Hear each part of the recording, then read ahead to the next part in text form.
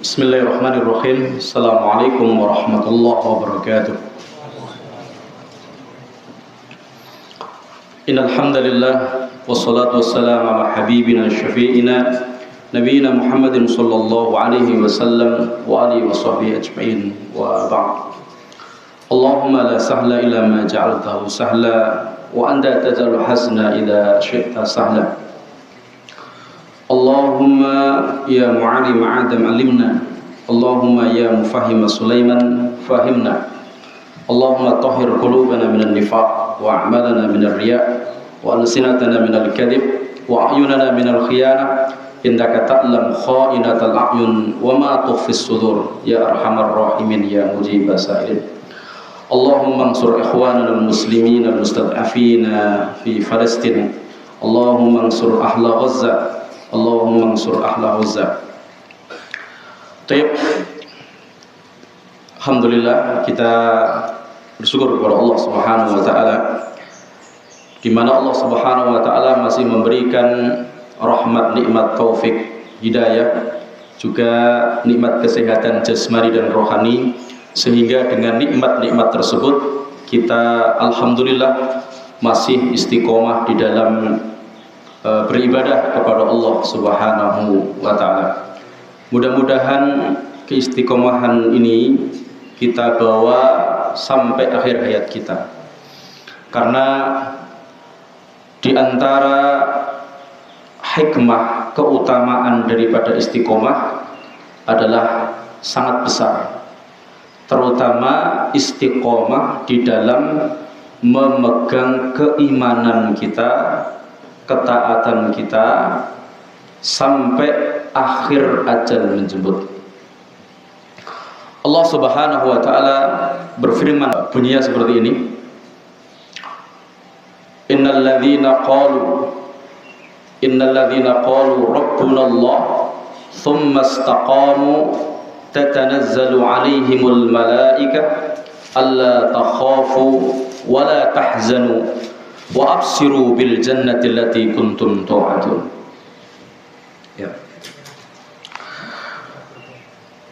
Allah Subhanahu wa taala berfirman, innal ladzina qalu rabbuna Allah. Sesungguhnya orang yang mengatakan bahwa Rabb-nya adalah Allah Subhanahu wa taala, artinya dia memegang keimanan, kemudian dia beramal soleh, tsumma istaqamu, kemudian dia istiqamah dalam keimanan dan amal soleh tersebut. Tatanazzalu alaihimul malaikah, pada saat detik-detik ajal dijemput, tatanazzalu alaihimul malaikah, para malaikat turun kepadanya. Allah kirim para malaikat kepadanya. Ketahuilah bahwasanya kondisi yang paling genting bagi manusia, dan tidak ada kondisi yang lebih berat bagi manusia, adalah kondisi dia di saat sakaratul maut. Kenapa demikian? Karena pada saat itulah Allah nampakkan sebagian azab, sebagian nikmat. Maka sampai dikatakan dalam surat Munafikun, ini juga pernah saya sampaikan juga, ya.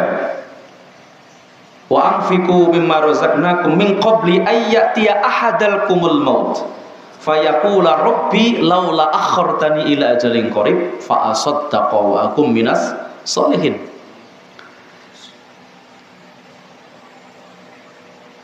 Allah Subhanahu wa taala menganjurkan untuk berinfak dari yang sudah direzekikan oleh Allah kepada kita orang beriman, sebelum datang pada salah satu di antara kita kematian. Kemudian pada saat itu dia berteriak-teriak, qala rabbi laula akhartani ila ajalin qarib fa asaddaqa wa akum minas sholihin. Ya Allah, seandainya diundur barang sejenak kematianku ini, maka aku akan bersedekah, saya akan berinfak, ya, saya akan keluarkan haknya harta saya. Kemudian wa akum minas sholihin, saya akan menjadi orang yang soleh. Nah, maka kondisi itu adalah kondisi yang berat. Kenapa berat? Karena awal penyesalan yang paling dahsyat bagi manusia di saat dia sakaratul maut. Sampai-sampai dia memohon kepada Allah untuk diundur nyawanya supaya dia bisa beramal soleh.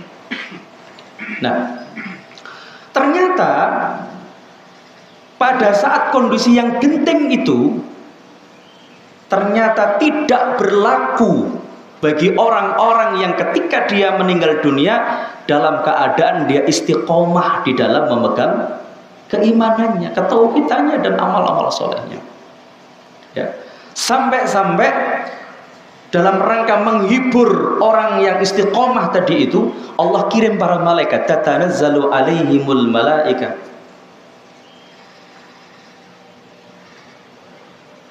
alla takhafu wa la tahzanu. Malaikat ini ya membisikkan kalimat penenang bagi orang yang mau meninggal ini dari orang yang istiqomah. Allah takhafu, jangan kamu bersedih hati, jangan kamu takut. Allah takhafu, jangan kamu takut. Karena pada saat sakaratul maut itu ketakutan bercampur dengan kesedihan yang sangat luar biasa. Allah takhafu wa la tahzanu wa absiru bil jannati allati kuntum tu'adun.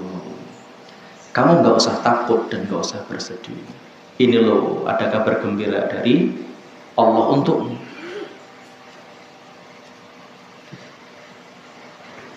Wa absir bil jannah. Ini kabar gembira surga untukmu yang sudah disiapkan untukmu. Di dalam tafsir Ibnu Katsir dijelaskan bahwa orang yang istiqomah ini kemudian bertanya kepada Allah SWT, ya Rabb, bagaimana dengan orang-orang yang saya tinggalkan, keluarga saya yang saya tinggalkan? Dijawab oleh Allah, nahnu awliya'ukum fil hayatid dunya wa fil akhirah. Jangan khawatir, aku Allah pelindung kamu, ya pelindung keluarga kamu di kehidupan dunia dan di akhirat. Masya Allah. Jadi karunia istiqomah di dalam kita beribadah, memegang keimanan ini nggak hanya untuk diri kita saja, tapi berimbas kepada keluarga kita yang lain. Jangan dikira jenengan duduk-duduk nyantai sambil mendengarkan ya kajian ilmu itu terus kemudian itu nanti bermanfaat jenengan sendiri. Tidak, akan berimbas kepada istri, kepada anak. Kalau betul-betul kita itu ikhlas, betul-betul kita itu tawajuh dalam majelis ilmu, itu ya niatnya adalah untuk Allah Subhanahu wa taala. Jadi sangat penting sekali terkait dengan istiqomah. Maka kita bersyukur kepada Allah. Allah masih mudahkan kaki kita, ya, kemudian hati kita, anggota badan kita untuk berbuat kebaikan. Maka mudah-mudahan keistiqomahan ini bisa kita jaga terus sampai kemudian akhir hayat kita. Amin. Kemudian kita akan melanjutkan dari pembahasan yang sudah kita bahas. Untuk kali ini kita akan membahas tentang makna la ilaha illallah dan syarat daripada la ilaha illallah. Makna, syarat dan rukun kalau cukup. Ya.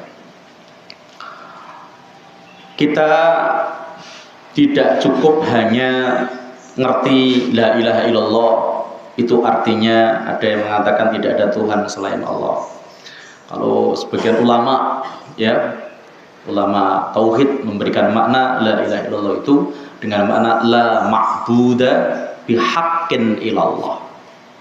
Jadi terjemahannya adalah tidak ada sesembahan yang hak dan wajib untuk diibadahi kecuali Allah. Kenapa ditambah dengan bihaqqin? Karena supaya menjadi penegas. Karena fakta di lapangan, kalau dikatakan tidak ada Tuhan selain Allah, orang mungkin sudah paham, ya.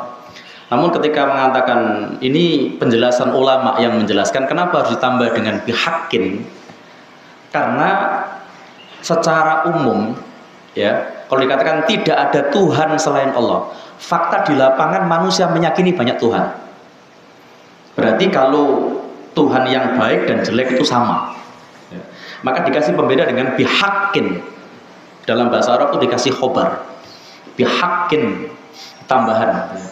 Tidak ada sesembahan yang hak, yang benar, ya, yang wajib diibadahi kecuali Allah. Ya silahkan manusia meyakini Tuhan sesuai dengan keyakinannya masing-masing, silahkan. Tapi bahwa Tuhan yang paling benar dan wajib diibadahi adalah Allah Subhanahu wa ta'ala. Itu makna la ilaha illallah.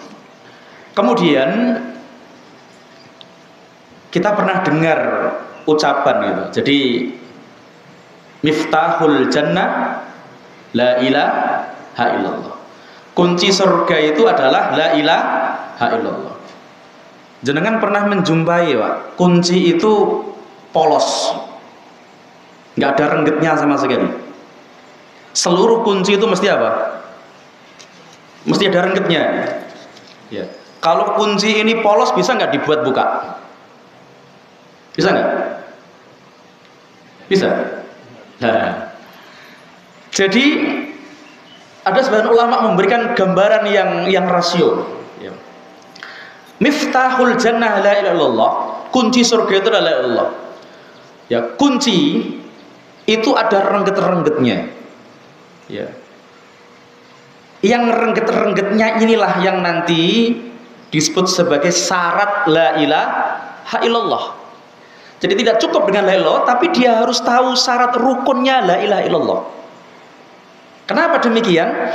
Karena kalau kita tidak paham syarat dan rukun la ilaha illallah ini, bisa jadi dalam fi'liyah kita prakteknya itu akan menyimpang dari maksud daripada la ilaha illallah. Faktanya memang begitu.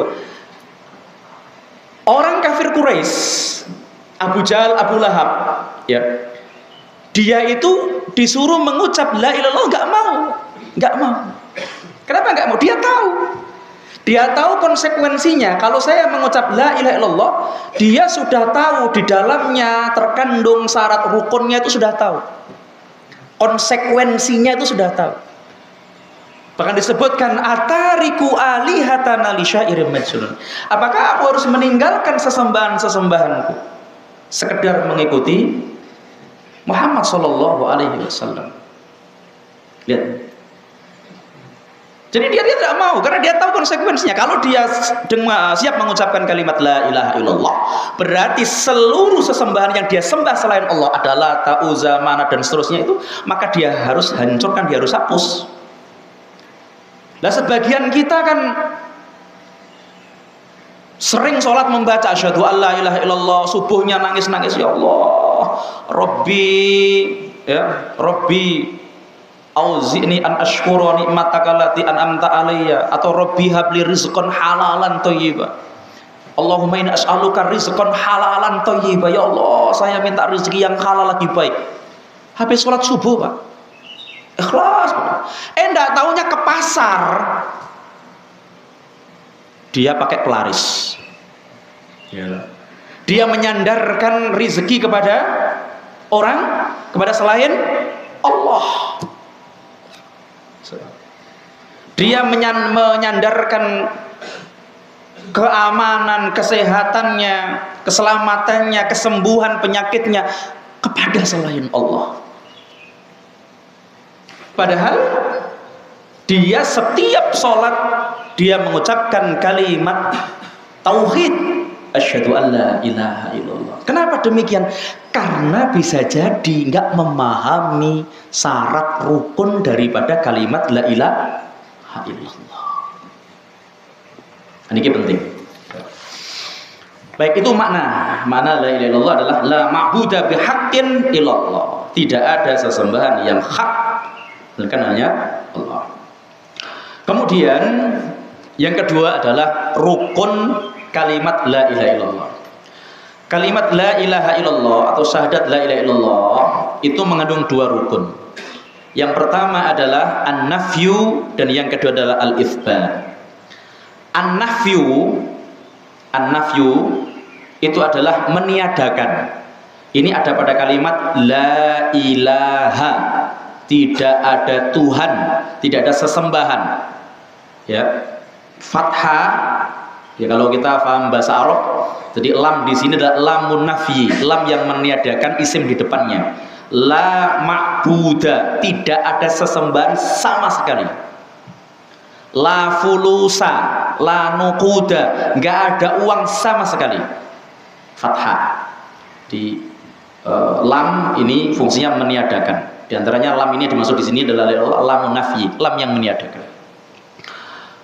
Apa yang ditiadakan? Tidak ada Tuhan sama sekali. Kemudian yang kedua al-itsbat. Al-itsbat itu menetapkan. Illallah, kecuali adalah Allah saja. Itu rukun. Berarti ketika seseorang mengucapkan asyhadu alla ilaha illallah, dia sudah paham rukun yang terkandung di dalamnya. Rukun itu sesuatu yang harus ada. Kalau nggak ada maka tidak sah. Rukun. Berarti dia tidak boleh lagi meyakini adanya sesembahan yang disembah kecuali hanya Allah saja. Dan dia harus menafikan, meniadakan yang disembah selain Allah. Ya, ini bagi yang sudah mengucap kalimat syahadat la ilaha illallah. Jelas sampai di sini ya. Nah, setelah kita tahu makna rukun, sekarang kita bahas syarat agak panjang. Ya. Syaratnya ada 7 ya, sampai 8 ini. Syarat syahadat la ilaha illallah. Nanti ada syarat rukun la ilaha illallah dan ada juga syarat rukun syahadat anna Muhammadar Rasulullah. Kita bahas yang la ilaha illallah dulu. Nah, ibaratnya tadi kenapa kita harus syarat? Kalau kita nggak paham syarat, bisa jadi kita dapat kunci tapi ranuk nggak ada geriginya, nggak ada giginya, maka bisa nggak dibuat buka pintu. Nah, ini kita harus tahu juga. Dan insya Allah ini jenengan sekolah dari TK sampai perguruan tinggi kemungkinan nggak menemukan karena nggak dijelaskan secara detail ya ini. Mungkin yang jenjang sekolah formal ya 100% ya. Kecuali kalau mungkin di pondok dan seterusnya. Baik.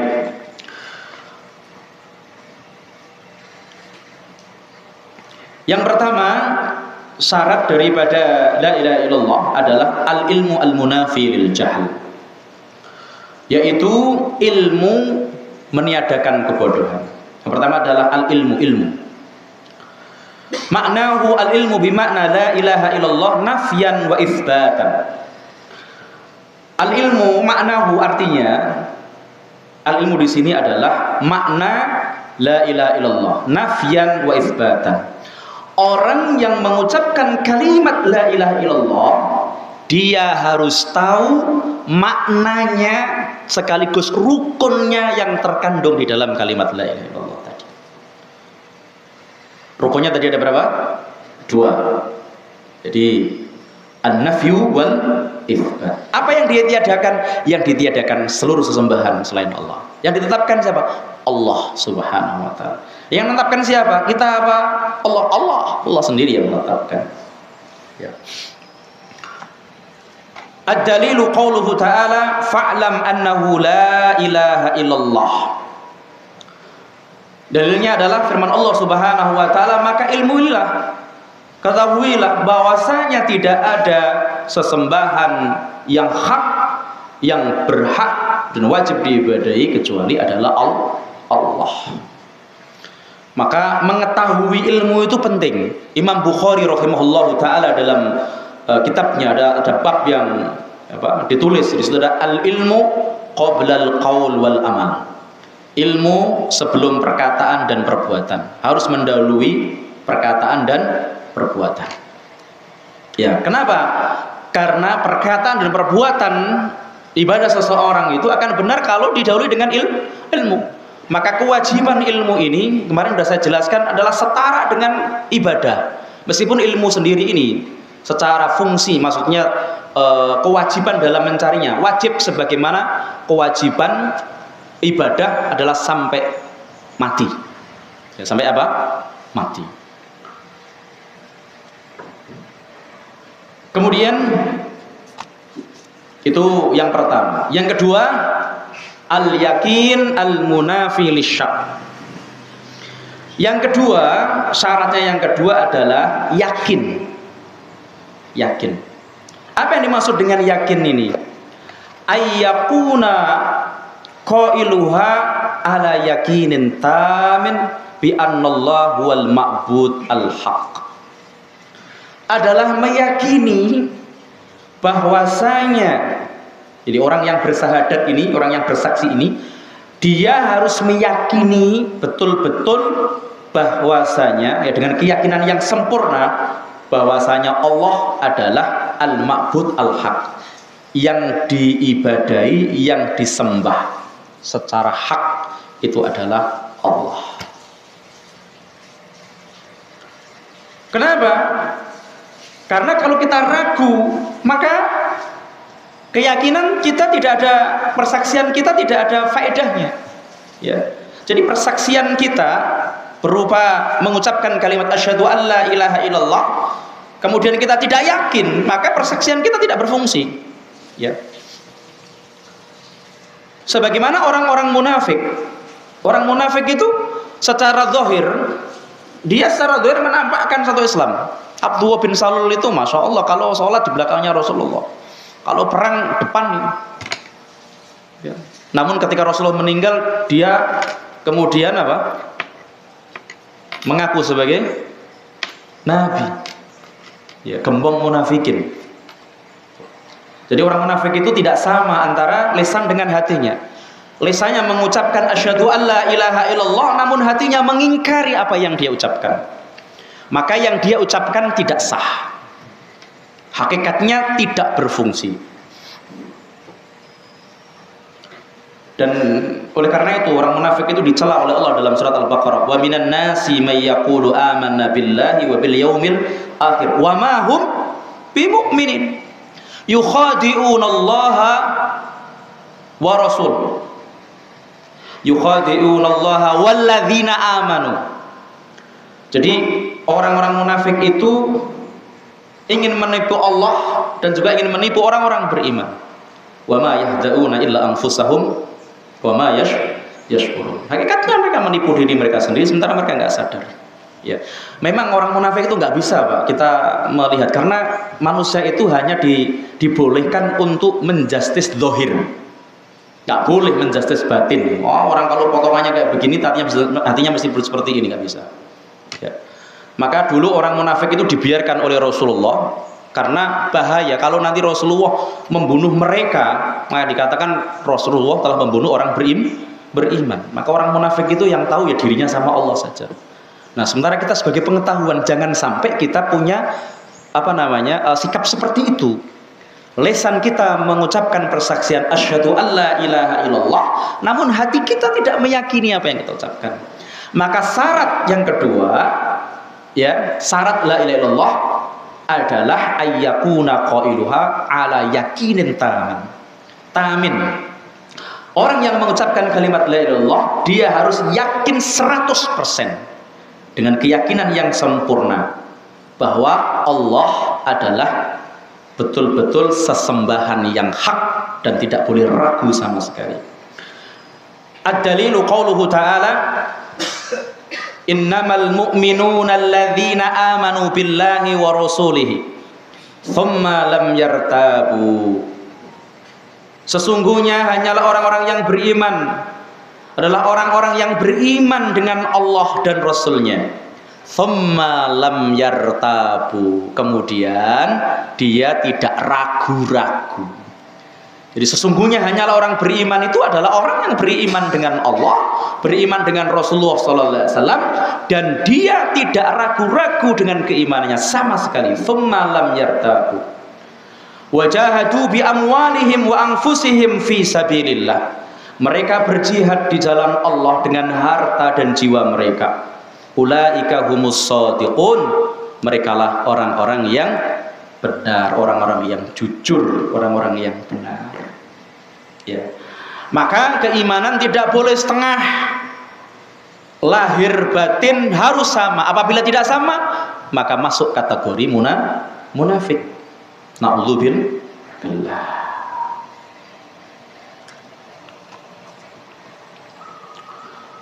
Kemudian yang ketiga, syarat yang ketiga adalah al-ikhlasu al-munafi lisyirk. Yang ketiga adalah ikhlas. Maknanya artinya apa? An tukhlisa jami'al ibadat lillahi wahdah, la tusarrifu minha syai'an li ghairillah.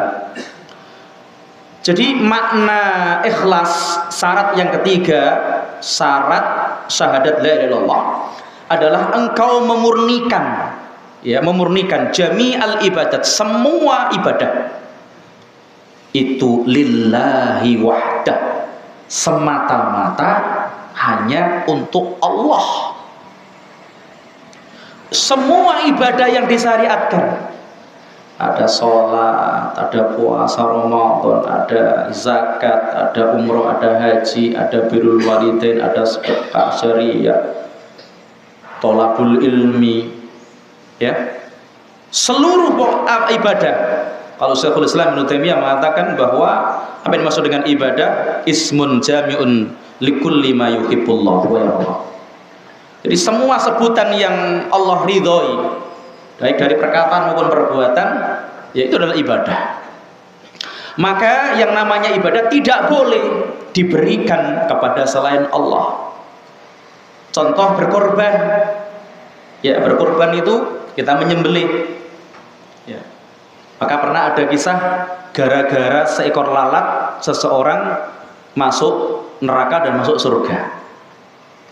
Jadi ada seorang pemuda masuk ke dalam suatu kampung, yang di kampung itu di depannya, gerbangnya itu ada patung.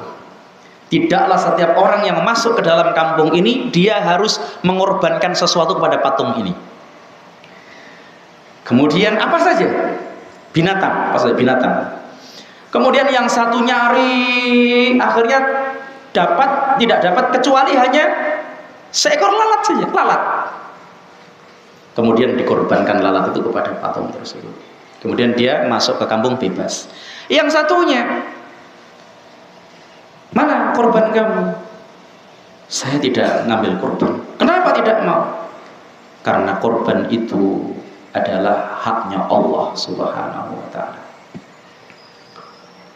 Jadi korban itu, ya, adalah lillah. Dan kita ucapkan dalam sholat kita, dalam doa apa? Doa apa? Iftitah itu. Ada yang berdoa, qul inna sholati wa nusuki wa mahyaya wa mamati lillahi rabbil alamin. Qul inna sholati, katakan sesungguhnya sholatku, wa nusuki, pengorbananku, wa mahya wa mamati, hidup dan matiku, lillahi rabbil alamin. Kita sendiri yang mengucapkan sendiri, kita lupa-lupa sendiri, kita ingkar-ingkari sendiri. Bahkan setiap satu rakaat kita membaca surat Al-Fatihah wajib. Iyyaka na'budu wa iyyaka nasta'in. Iyyaka, hanya kepadamu, ya, kami menyembah, kami beribadah, ya Allah. Ini sebagai bentuk hasr, penegasan, ya, pengecualian. Hanya kepadamu kami beribadah, dan hanya kepadamu, ya Allah, kami mohon pertolongan. Ini kan kita ucapkan bagi orang muslim setiap rakaat dalam sholat kita baca. Namun kadang-kadang tadi, ya, masih punya keyakinan, masih ragu kadang-kadang terkait dengan tawakal kepada Allah. Lo ikhtiar itu boleh, ikhtiar itu boleh, dan memang ikhtiar itu dianjurkan. Ya, fa idza azamta fatawakkal 'alallah. Dalil ikhtiar baru tawakal. Nah, ada seorang badui ke Madinah, kemudian ke Masjid Nabawi, Kemudian ditanya Rasulullah, kamu kesini naik apa? Naik benggol ya Rasulullah. Mana benggolmu? Saya lepas ya Rasulullah, saya pasrahkan sama Allah. Ikat dulu, baru kemudian kamu tawakal. Ya. Cancang dulu itu. Kalau demo itu cancang dulu, baru tawakal. Nah, itu kan ikhtiar. Ya. Nah, ini juga kadang-kadang kita ini ada sedikit keraguan. Padahal kalau kita ini melakukan sesuatu baik, berobat, biasanya berobat itu kadang-kadang kan banyak saran-saran. Ya, bahwa yang penting waras, jangan yang penting waras. Kita coba yang diizinkan oleh Allah, yang dibolehkan oleh Islam, nggak sembuh, ketahuilah sakit kita ini adalah bagian daripada kafarat dosa-dosa kita. Itu orang beriman. Kadang-kadang sampai melampaui. Dok, pernah mohon maaf ini saya sampaikan karena ini penting juga. Ada tetangga saya itu nenek-nenek itu kan dia berobat di jalan-jalan itu ada mobil gitu, kemudian disuruh nyari ayam gitu. Ayam dikasih syarat-syarat ke ayamnya harus warna gini, terus mulai dari cucu sampai kaki itu harus sama semua. Masa susah itu nyari? Harus. Itu sebagai satu persyaratan dalam pengobatan. Mana ada dalam syariat seperti itu? Gak ada. Gak ada syariat semacam ini. Dan ini harus hati-hati. Kadang-kadang kemudian mungkin pakai cara-cara yang lain dalam ilmu perdukunan atau dan seterusnya. Itu penting sekali.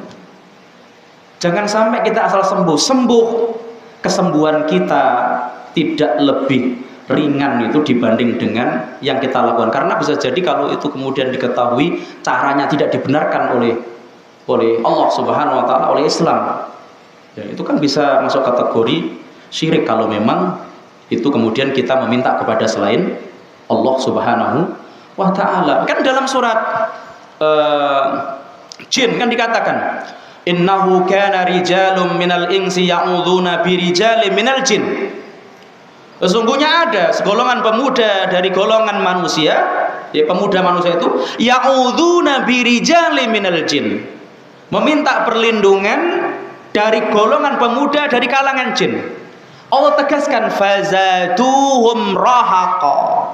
Tidaklah permohonan perlindungan dari golongan pemuda manusia tadi kepada golongan pemuda jin itu tidaklah menambah kecuali adalah rohaqo, kesesatan. Hati-hati ya. Ini penting, maka ilmu itu penting. Nah, terkait dengan Islam ini, terkait dengan syahadat kita ini, itu jangan sampai ada keraguan sama sekali. Loh, buktinya kok pakai ini kok sembuh. Contoh misalnya kita berobat dengan barang yang haram misalnya. Kamu ini kalau sembuh, kalau mau minum dengan arak misalnya, atau dengan minuman keras, atau dengan sesuatu yang sudah diharamkan oleh Allah. Kok sembuh? Itu bukan berarti pembenaran. Bukan berarti pembenaran. Karena Rasulullah juga tegas, Allah tidak pernah menjadikan obat dari barang yang haram. Cek hadisnya. Ya. Lah kalau sembuh, loh, Allah itu kalau sudah dikasih warning, peringatan, kok saya diserang. Jadi Allah itu bersama dzonnya manusia, prasangkanya apa? Manusia. Tapi bukan pembenaran, bukan sifatnya Allah membenarkan, tidak. Bahasanya lho, nek wong gak nurut ya terserah kamu.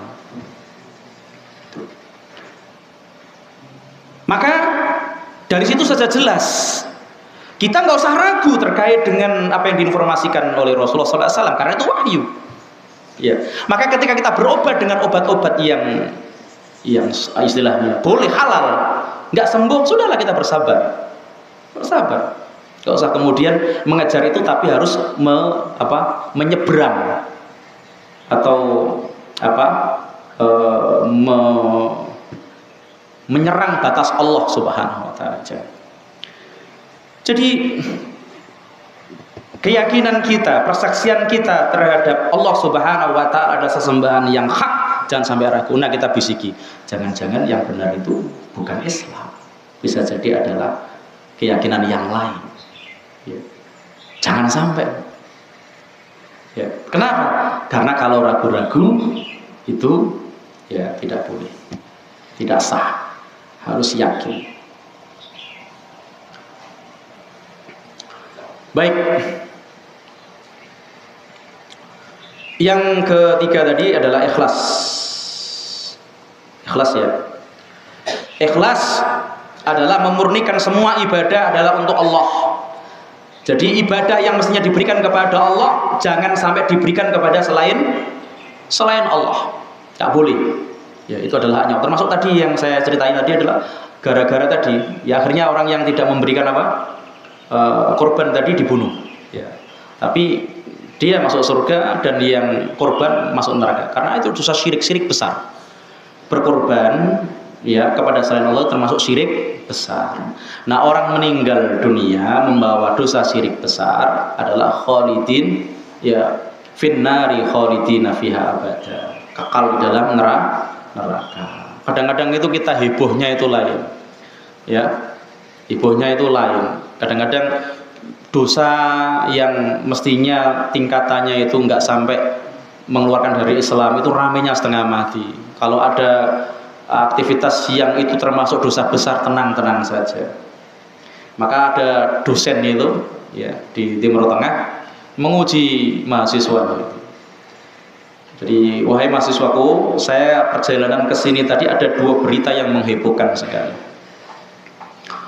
Berita yang pertama, saya membaca berita bahwa telah terjadi ya sebuah kejahatan berupa pemerkosaan seorang anak kepada ibunya. Satu kelas ramai, itu anak durhaka, anak yang luar biasa ramai gemuruh. Terus yang kedua, beritanya adalah ada sebagian orang itu punya tradisi ya, dia setiap bulan apa atau suatu hari itu mesti memberikan persembahan ya ayam atau sejenis binatang yang lain kepada satu pohon besar yang dikeramatkan. Nggak ada yang biasa, nggak dendam, nggak ada yang komen apa-apa. Padahal lebih dahsyat mana dosa yang pertama dan yang kedua. Kalau dosa yang pertama itu apa? Termasuk dosa mukafaroh atau enggak? Pelakunya keluar dari Islam apa tidak? Zina. Enggak kan? Enggak, dosa besar, enggak keluar dari Islam. Sementara dosa yang kedua keluar dari Islam, syirik. Ya. Jadi kadang-kadang kita itu, nah ini penting, Pak. Ilmu itu penting itu di situ. Ya. Kenapa? Karena kalau kita tidak memahami bahaya terkait dengan keimanan kita, ini berkenaan dengan masalah keimanan kita sebagai seorang mukmin. Nah, maka tidak boleh. Karena berkorban itu haknya Allah, maka kita berikan kepada Allah. Maka Rasulullah mengatakan misalnya rukuk dan sujud itu adalah haknya Allah. Ya, dalam sholat itu. Maka Rasulullah dalam hadisnya ya, beliau mengatakan seandainya manusia boleh sujud kepada manusia, maka seorang istri aku perintahkan sujud kepada suaminya. Maka Rasulullah tidak mengajarkan. Ya, ini juga dibahas para ulama panjang. Bagaimana hukumnya seorang anak yang sujud kepada kedua orang tuanya? Sebagian nggak usah, jangan terlalu berlebihan. Tapi selagi itu bukan karena ingin menyembah maksudnya, ya tidak apa-apa. Ya. Tapi begitu kita perlu hati-hati terkait dengan masalah itu. Karena banyak hal yang sifatnya adalah kita ini menunjukkan rasa bakti kita kepada orang tua. Ya, makanya tadi seandainya boleh manusia sujud kepada manusia, maka aku perintahkan para istri untuk sujud kepada suami. Nah, memurnikan ibadah hanya kepada Allah, diberikan hanya kepada Allah. Ini perintah. Qala ta'ala wa ma umiru illa liya'budullaha mukhlishina lahuddin. Dan tidaklah mereka diperintah kecuali agar mereka hanya menyembah Allah mukhlishina lahuddin. Betul-betul ikhlas karena Allah Subhanahu wa ta'ala. Ya boleh karena yang lain. Ya. Kita nggak usah malu melakukan satu ibadah, ya karena meninggalkan dan melaksanakan ibadah karena selain Allah itu juga termasuk bagian daripada syirik, nggak boleh. Nggak boleh. Karena ketaatan itu dalam ibadah adalah pada Allah Subhanahu wa taala. Sudah habis waktunya. Jam 4. Gimana Pak Masrur? Cukup apa? Cukup ya? Baik. Jadi itu ketiga dari syarat, ya masih ada 4, mudah-mudahan nanti ada yang meneruskan. Jadi penting sekali bagi kita untuk memahami ini, karena jangan sampai kita mendapatkan kunci tanpa gigi. Kalau kunci tanpa gigi nanti kan bisa dibuat buka pintu surga. Ya. Jadi kita harus tahu makna rukun dan syarat. Alhamdulillah kita sudah tahu maknanya, rukunnya sudah tahu, syaratnya sudah sampai 3.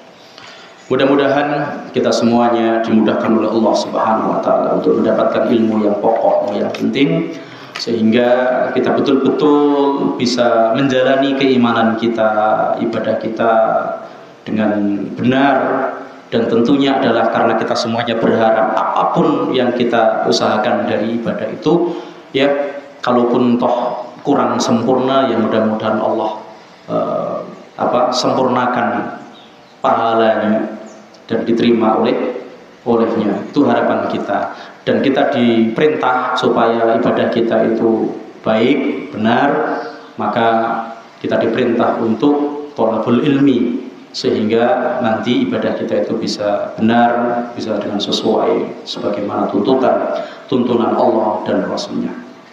Barakallahu fikum ajmain. Subhanakallahumma bihamdik, asyhadu an la ilaha illa anta, astaghfiruka wa atubu ilaik. Assalamualaikum warahmatullahi wabarakatuh.